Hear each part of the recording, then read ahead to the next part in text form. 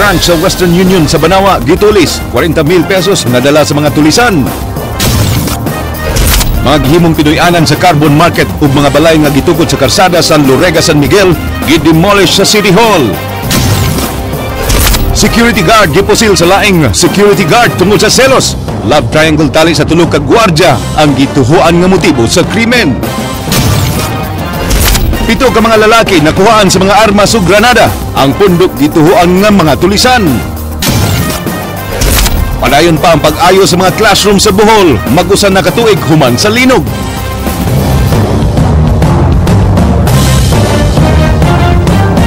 May hapon Sugbo, Kabisayan, aniya na mga balita uban ang kinitibuk-ang puwersa sa News 5 Cebu. Karong adlang Huwebes, petsa 9 sa buwan sa Oktubre, tuig 2014. Ako si Glenn Soco. Inyo sa ming madungog sa mo ka sa Radyo 5 101.9 News FM alang sa mas komprehensibong impormasyon. Ako si Georgia Herrera. Pag-asa mi pahimangno nga masinati sa Kabisayan ang dagkong bawd sa dagat gumikan sa hangin nga habagat. Giklaro sab sa Pag-asa Visayas nga dili kini epekto sa bagyong Ompong. Jinky Bargio, sugin nimi. Epekto sa hangin nga habagat ang nasinati sa Sugbo ug Kabisayan. Matod ni Oscar Tabada sa Pag-asa, ang hangin ug ulan nga masinati di gikan sa bagyong Umpong. Dala sa kusog nga hangin ang mga dagkong bawd sa kadagatan sa Kabisayan. Ang mga pagbaha posible sab nga mahitabo karong panahona. Actually, it is not the intensity of the wind ato kahalukan karon, but it is the volume of water.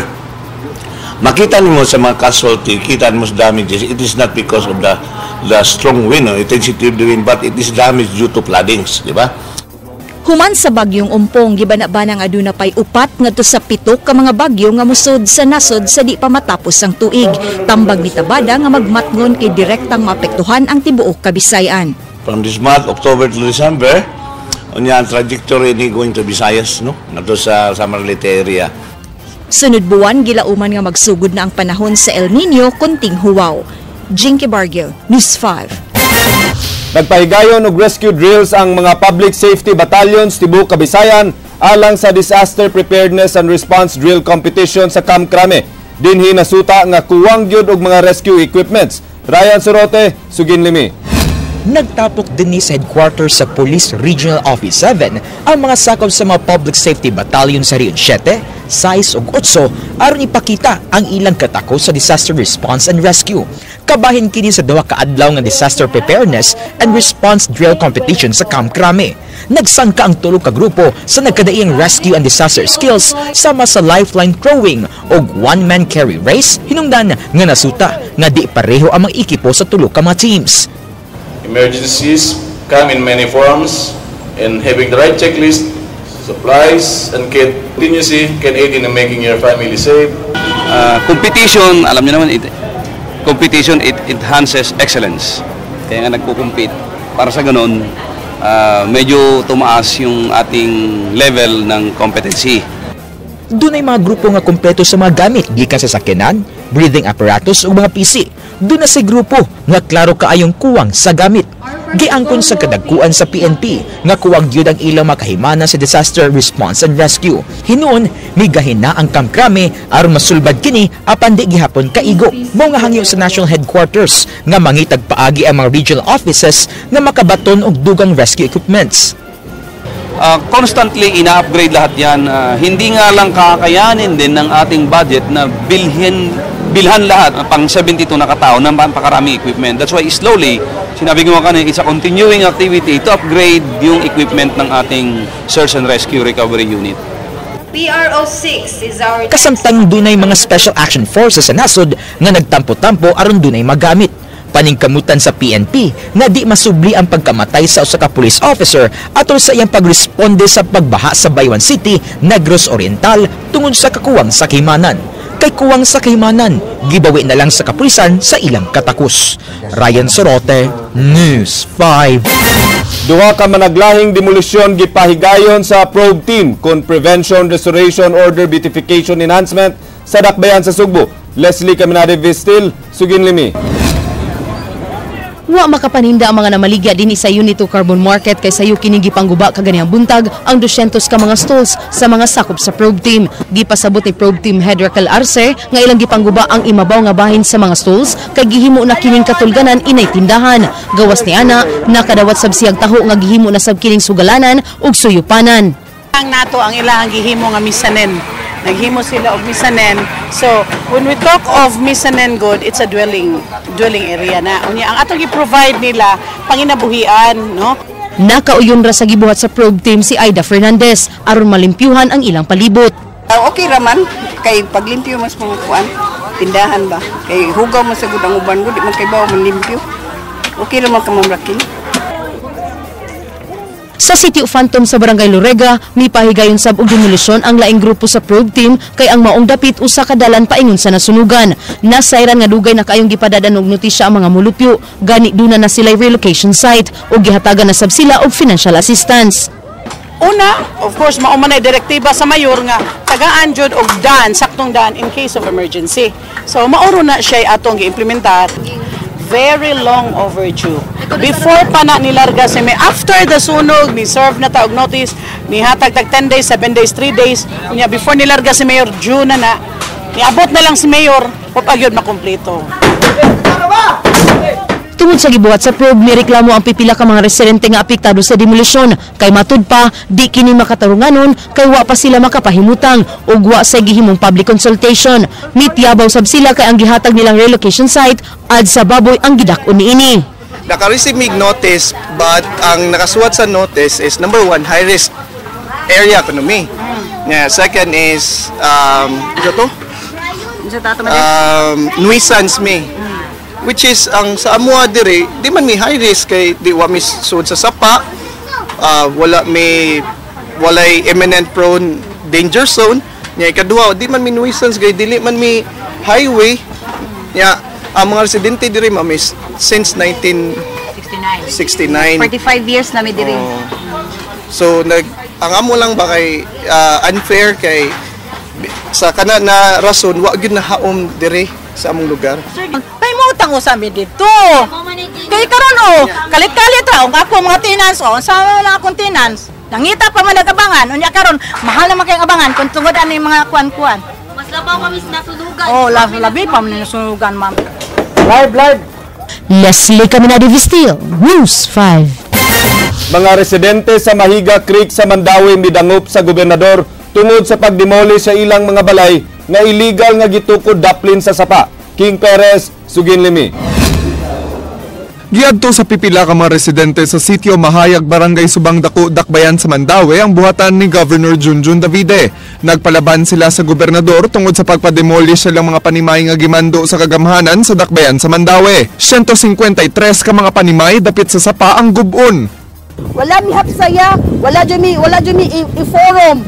Oy mga tao mo lupyo sa sitio Mahayag, kanang adlaw demolition tamo. Balhin na mo, wala dyan mitagay, ana. Wala dyan magpabaw sa mua. Matod sa mga residente, ilang gipangayo sa korte nga babaga ng gimando nga demolisyon sa Mandawi City Government. Ugmang adlaw ang hearing sa ling gipangayong temporary restraining order sa sala ni Judge Teresita Abarquez Galanida sa Branch 59 sa Mandawi Regional Trial Court. Supposed to be ato, ang nakabasa niya to sa 2001 na sa 3 meters na yun away from the sa river nga ang ilang gi demolish more than naman sa 3 meters sila ginagutang og kanang red marker. Ang red marker na ilang gibutang nilapas pud sila sa red marker na ilang gibutang. Sumala sa mga apektadong residente, dili pa ngayon kapuyan ang relocation site nga gitanyag kanila dito sa Barangay Paknaan sa Maong Dakbayan. Ang financial assistance nga gihatag sa Dakbayan sa Mandawi gihimong equity isip pa si unang bayad sa luna nga ilang maangkon. Subayon ninyo ang among lugar dito sa Paknaan. Di mo makaingon na sakto dito siyang lugar na balhinan namo. Mostly gud sa among lugar gud daghang mga bata, napay fish pond dito, napay mga kabakawan. Wala pa gud maripropi ang lugar. We'll see. I'll talk to the mayor first by I have a meeting, mamangod, urgent kanya akong meeting. Mi pasalig ang gobernador nga istoryahon niya si Mandawi City Mayor Jonas Cortez aron kahatagan siya og katinawan sa maong issue. See, I'll call the mayor first. I'll talk to the mayor. Huh? Give me time. King Perez, News 5. Usa ka joint task force gitukod sa dakbayan sa Sugbo ug Mandaue alang sa pag-demolish sa mga footbridges sa Mahiga Creek. Lakip sa mga balay nga gitukod sa sapa ang mga footbridges gitumbok nga hinungdan sa pagkabara sa agianan sa tubig. Jinky Bargio, Suginlimin. Giklaro sa kagamhanan sa Mandaue City nga dugay nang gimando ang demolisyon sa mga panimay sa Mahiga Creek niadtong buwan sa Hunyo apan giatagan lang sila og lugway hangtod niadtong Martes. We have to comply the Executive Order number 708 ang clearinghouse diri sa LGU, no. So mo na karon ang atong gihimo daghan na siya process requirements nga i-comply na to una implement ang demolition order. Tungod sa padayon nga pagmagahi sa mga lumulupyo, mitumaw ang kasamok atol sa demolisyon nga may resulta sa pagkaangol sa pipila ka mga residente. Matod sa City Legal Officer sa Maong Dakbayan, gikinahanglan nga mugamit sila sa mga water canyons aron muhunong na ang pagnilabayay og mga bato. Now in that situation, siguro it was just necessary nga to do something to pacify things. Otherwise, it would have worsened. No, I think the use of water cannons was justified. Usa ka joint task force gikan sa Mandaue ug Cebu ang gitukod aron usab pag-demolish sa mga footbridges nga illegal nga gipangtukod sa Mahiga Creek. Kini ang gitumbok sa usa sa hinungdan sa pagbaha ug pagkabara sa agianan sa tubig tungod kay masangit ang mga basura sa mga footbridges. Ang kana siya that will be subject to the joint task force nga unsay findings nila. Wa pa man kita kahibaw kung pila ginakabuk ang footbridge, kinsa na mabolo ba or sa Subang Dako ba or sa City of Mandaue ba. Apil na sa ilang tahas. Jinky Bargio, News 5. Tingwa karon sa Sacred Heart School Ateneo de Cebu Magis Eagles nga magsaulog sa ikaduha nilang titulo sa CESAFI pinaagi sa 2-0 sweep samtang tuyo sa University of the Visayas Baby Lancers nga makapugos og rubber match karong Sabado. Wa pa mahatagig sulbad sa Baby Lancers ang tulo kay gayon nga pagdominar kanila sa Magis Eagles ug wa pa gid sila makabaws karong tuiga. Sa miaging duha ka finals nagtabla ang Baby Lancers ug ang Magis Eagles. White champion sa miaging tuig kay gikanselar ang duwa sa semifinals ug sa finals tungod sa kontrobersiya nga mihamok sa CESAFI.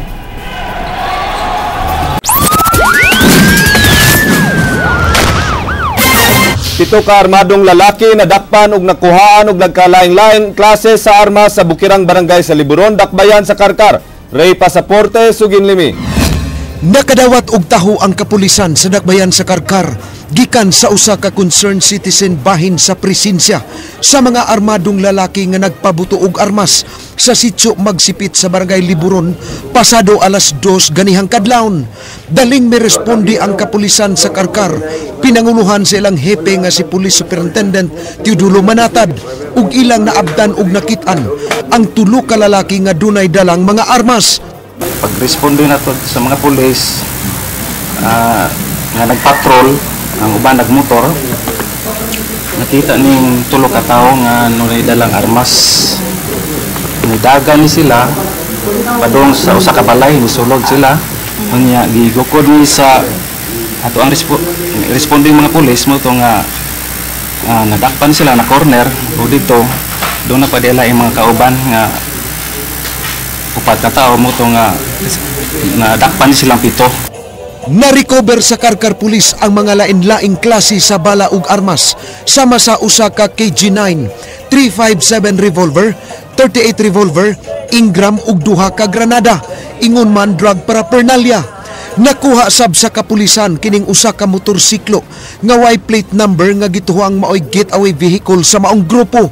Ang nangadakpan mao silang Marjon Del Rosario, Ronel Lauron, Jason Ripaso, John Ray Matugas nga mga residente sa Sitio Awayan sa Barangay Poblasyon 3. Nasikop sab ang mga taga-barangay Kanasuhan nga silang Ariel Larubis nga dunay pending warrant of arrest sa kasong illegal possession of firearm. Virgilio Dacoma Jr. ug si Ronald Laping, lumad nga taga Misamis Occidental nga kasamtangang nagpuyo sa Barangay Kanasuhan uban sa iyang kapuyo. Matud sa kapulisan nga ang pito nila ka mga dinakpan puros nakuhaan og ebidensya apan duha kanila ang mihimakak. Dili kami nagpabutuhan na ma'am. Didtong to gikan sa babaw tong butuha ma'am niya. Kami kanang libihon na nagpinta lang yan ang motor god sa amigo niya. Karon padong namin uli, gawa kami motor sakyanan ba dito sa karsada niya. Karon tao namin abot motor gapurong ba, duha ka buok sakay dagan mi padong misud balay tung tago mi dili Isa mo din na. niator ko sa barkada ko na. Niya? Ako ta sa inyong mga madayon mo sa ugma. Hiring mo na ko ugma. Mato nagatang atang may kuon dito. Sakyanan mo tong na may kuon gatop-top.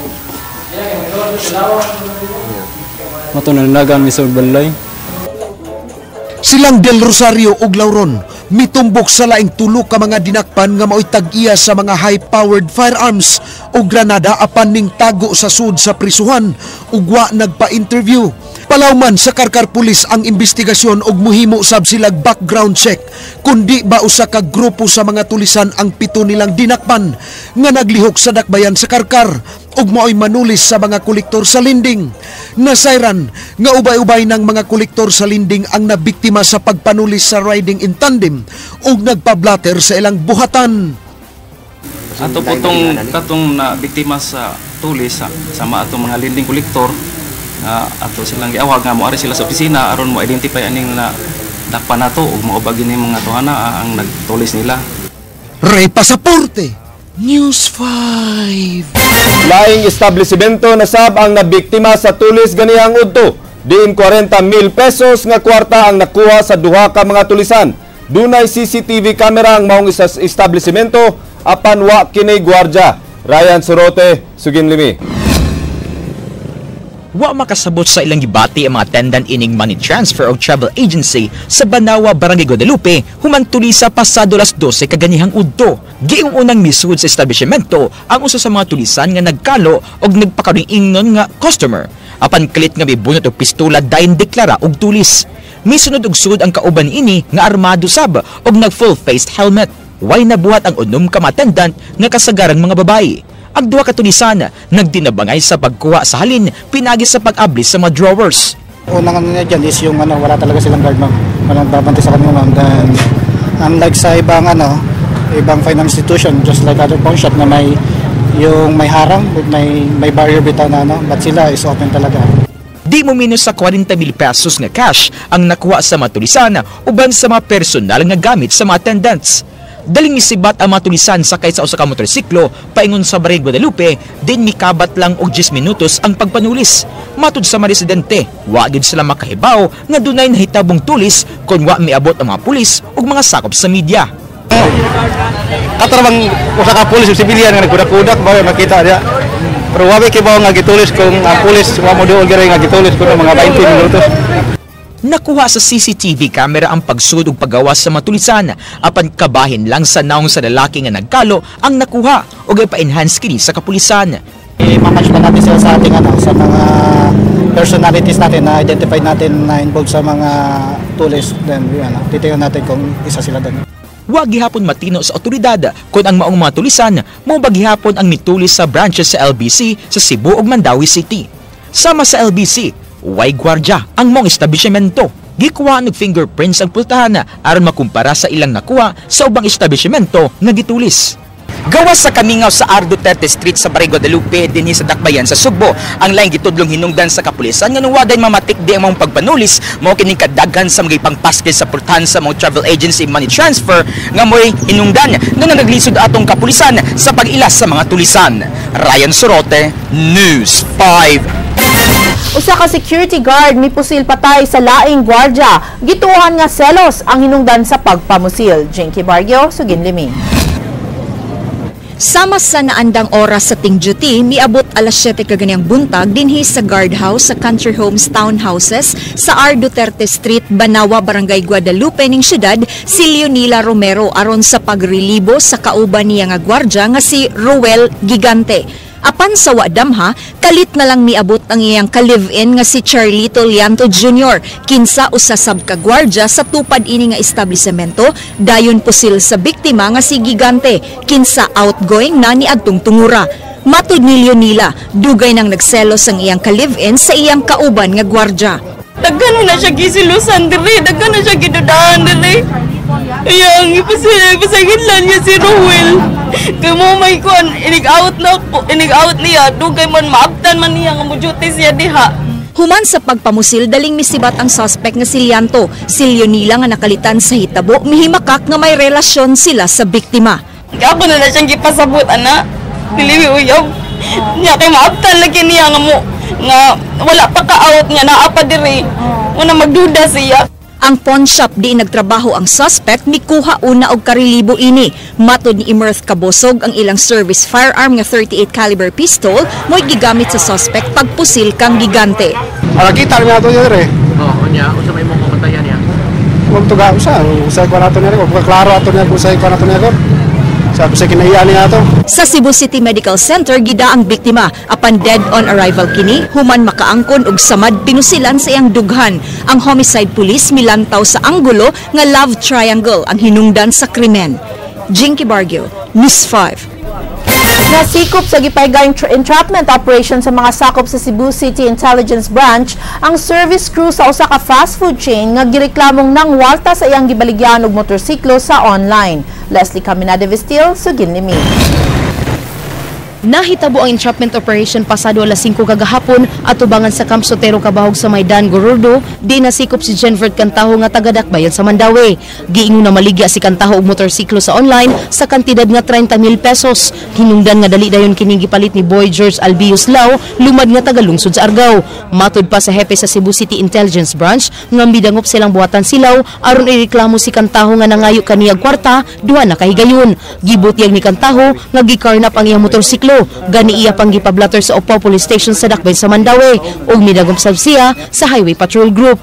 Nakita nila nga magagamit lang sa suspect ang kampo para at least na siya ingon talang na siya ingon dautan nga buhaton. Dunay mga papeles nga gipakita si Cantaho sama sa ORCR ug deed of sale nga nagpamatuod nga iyang motorsiklo. Ug dihang nag-abot sila ni Lao sa Mandawi aron tan-aw ng motorsiklo ug miingon pa nga i-test drive ang motor apan wa kini gibalik. Dihang gikontak ni Cantaho si Lao, igo ra kini miingon nga iyang ibalik ang motorsiklo ug miabot sa punto nga gipabayran na lang kini ni Cantaho kay giingong gibaligya na sab ni Lao ang motor. Sabot-sabot ni ko bay. Siya siksik hangyo.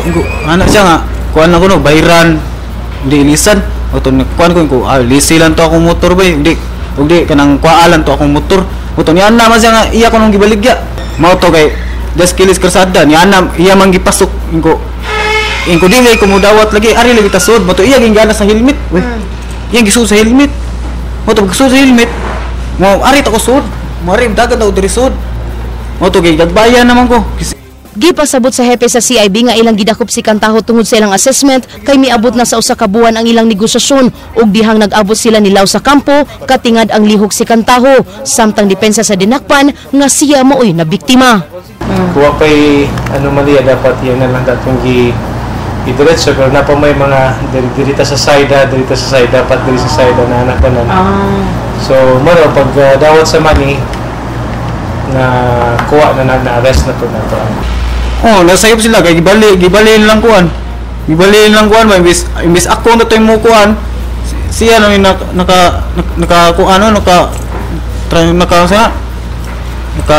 naka-transact. Leslie Caminade Vestil, News 5.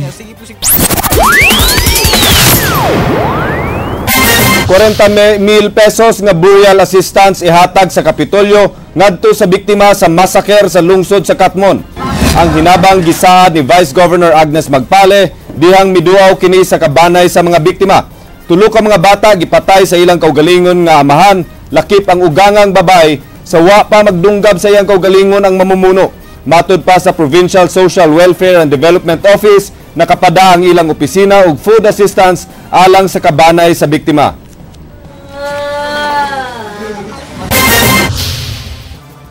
Usahon ug haya o lugar ug nga lubngan kang Eric ang amahan nga nagpakamatay human niya patya ang iyang tulo ka mga anak ug ugangan sa lungsod sa Katmon niadtong Domingo. Kini ang ilang gipadayag subay sa kagustuhan sa namatay nga asawa ug inahan nga si Jomalyn Figes. Nahinabi ni Leslie Caminade Vestil ang banayng Figes. Gipagsupag ang pamilyang Figes kung buot ni Jomalyn ang inahan sa mga bata ang gipatay silang kaugalingong amahan nga ipunon ang iyang bana ug mga anak sa usa ka lugar. Kasamtang ang gilahi ang haya sa anak ni Jomalyn nga anaa sa lungsod sa Katmon. Samtang ang bana niini anaa gihaya sa Dakbayan sa Talisay. Unang nipadayag si Jomalyn nga gusto niyang ipunon ang haya siyang bana nga si Eric ug tulo niya ka mga anak hinungdan nga gikalipay kini sa pamilyang Figes. Matod sa igsuon ni Eric nga si Elisa, mausab ang ilang tinguha. Apan mag-agad gihapon sila sa desisyon sa pamilya ni Jomalyn. Ang dami mo paabot o mong dawat. Ang problema, sa ilang side, kung okay ba siyang side. Kasi sa iya naman ang decision, wala ka ba sa decision sa ilang pika side. Dugang asoy ni Elisa nga samtang nagtanaw silag aksyon Bisaya ni atong miaging adlaw, di migawas ang pamahayag ni Jomalyn nga gusto niyang usahon ang iyang bana ug anak, kalit nga mitingog ang lungon ni Eric nga sama og dunay nanuktok. Naglaraw sab karon ang pamilyang Figes nga isibog sa laing adlaw ang lubong ni Eric aron makatambong ang asawa niini. Pagdoon sa akong magbuwang ganina, na mausay pagka flash report ganina, ay ang asawa, inana, may agihangyo, nanuktok siya katulo.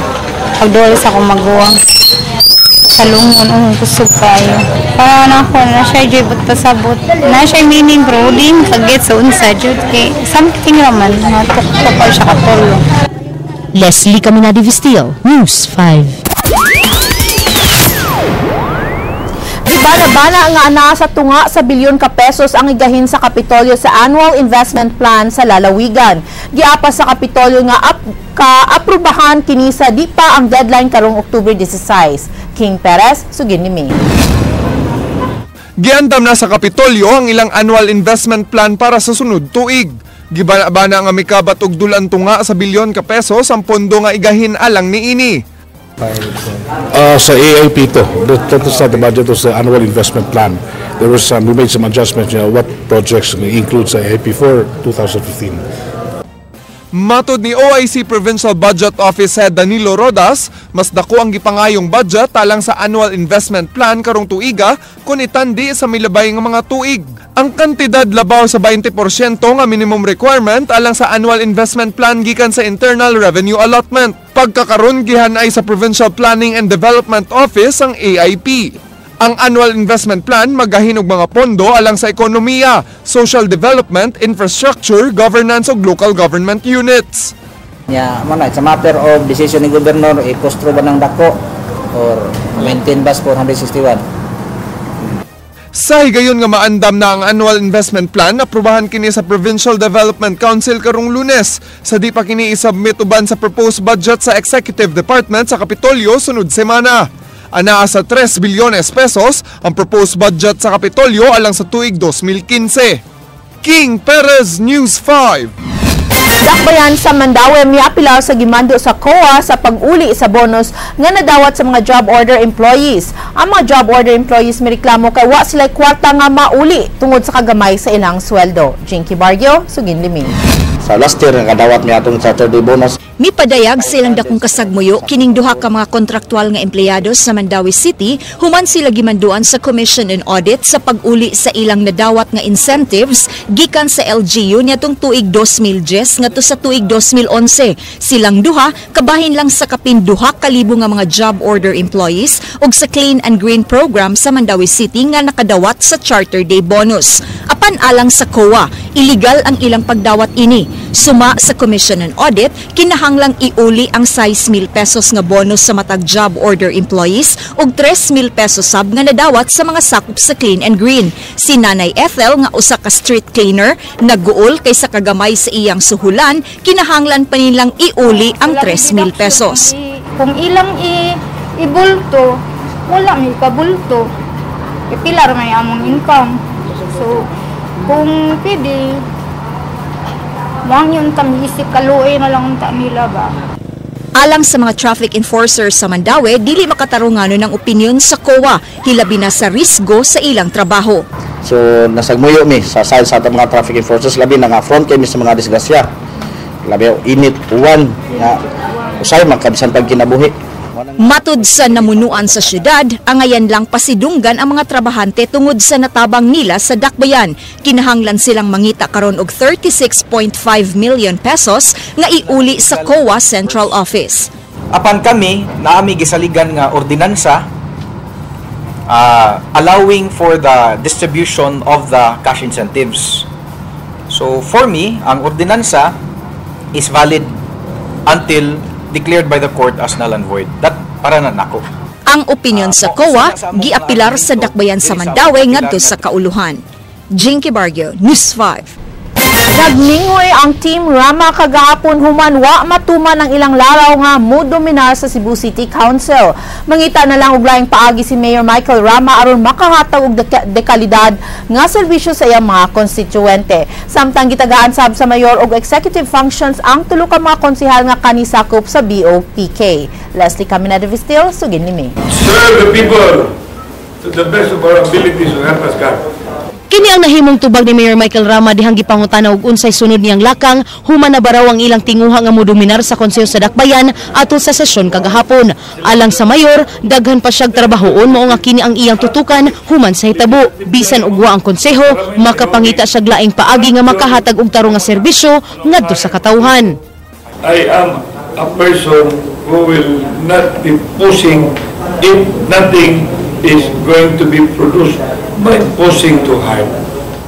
But I am a person who will always work hard and continuously work hard and then being creative in how to look for means and ways where even the council will need not have to be a part, but project can still be seen and felt.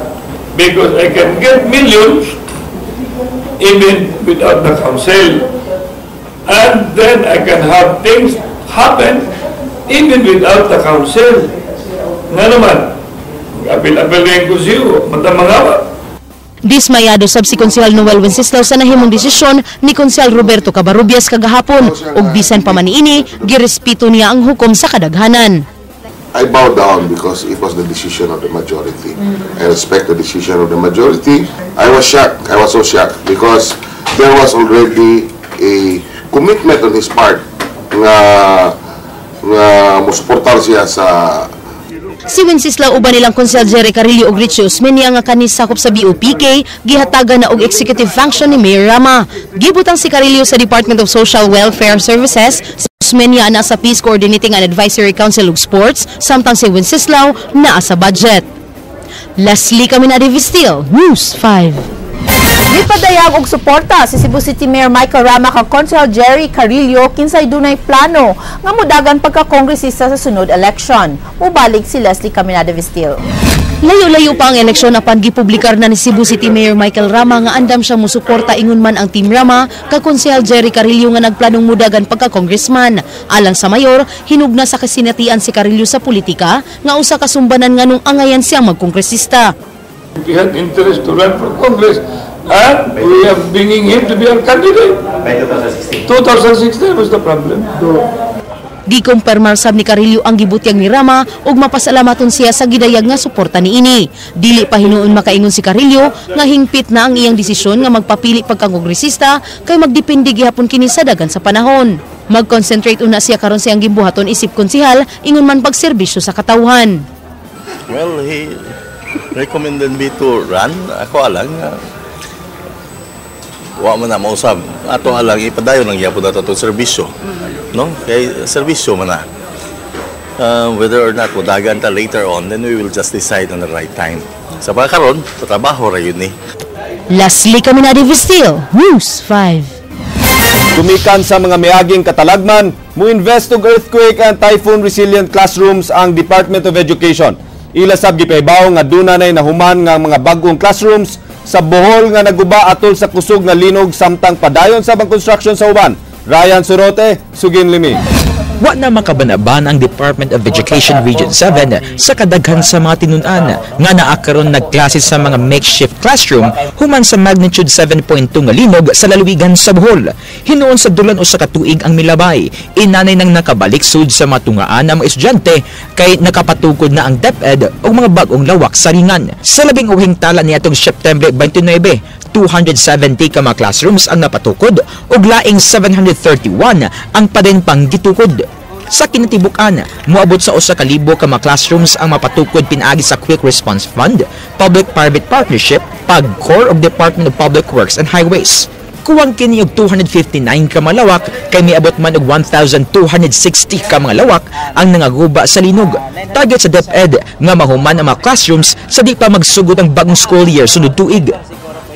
O moingon pa classrooms or classes who are still occupying or using temporary shelters or TLS or tents, mga pila kagyo percentage sa gamay nila sa mga og ibutan ka lang no sa tansya ko niya is 5% na lang ana ka. Naayo na usab ang laing 440 ka mga partially damaged nga malawak gikan sa kapinusa ka libo. Giangkon sa DepEd nga nalangay ang pagpatukod og pag-repair sa mga classroom tungod sa kataas og kadaghang agian sa ilang mga request.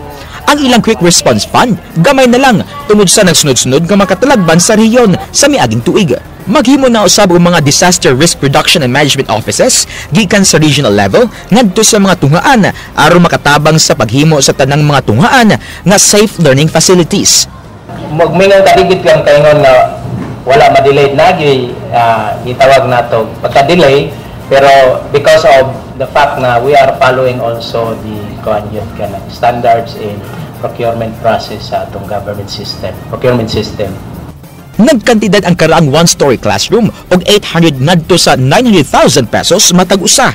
Apan mas gipili sa DepEd human sa makatalagman ang pagtukod og mga tungaan nga earthquake og typhoon resilient nga mo kantidad og 1.10 million pesos matag usa. In consideration na pod sa earthquake, no? Kay mga earthquake na sila. Karang latest nato karon nga design after Yolanda, mo na siya ang medyo mahal-mahal na atong 1 million na kapin. Ryan Sorote, News 5. Mas may na lang yun mga andam, Attorney Georgia, no? Yes, because we don't know when calamities strike and our country is really daghan yung bagyong wari diniglan sige, so mas maayo ginang we're already sa linog, no? Kay giingon sa Philworks nga tunga Kabisayan ang sugbo na lang ang wala pa maigo sa kusog nga linog. Mao ba? Oh my. So I hope it doesn't happen though. So nakasuway naman ta kay human atong sa Bohol, no? Atong mga kaigsunan nga nakasuway na kung say epekto ba. May lang gina nga mag-andam lang kita da. All the time we should be. Maugkadto ang mga balita sa Aksyon Bisaya kini si Glenn Soco. Musunod ng Action Prime, daghang salamat, ako si Georgia Herrera. Bisan asa, bisan kanusa. Kapatid, kay di lang kutob sa balita. Action!